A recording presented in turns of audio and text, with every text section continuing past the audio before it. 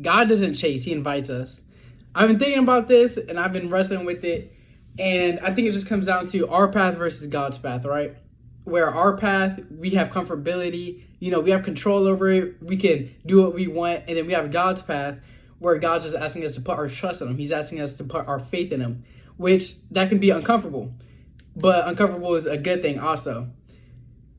It won't be easy with God's path. We go through obstacles still. We go through pain still, even in God's path.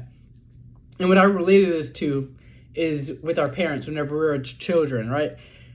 Our parents gave us the freedom sometimes, to let us do what we want, mess up and go out there and learn.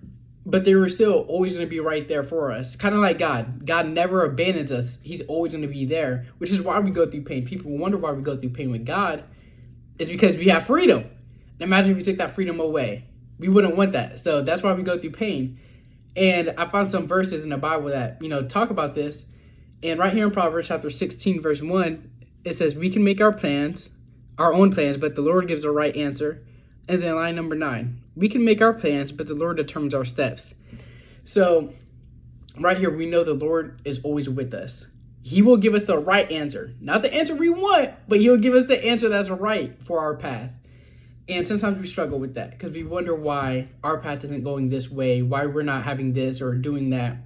But it's because the Lord gives the right answer, not the answer that we want. And we just have to have faith knowing that he will always provide what is right for us.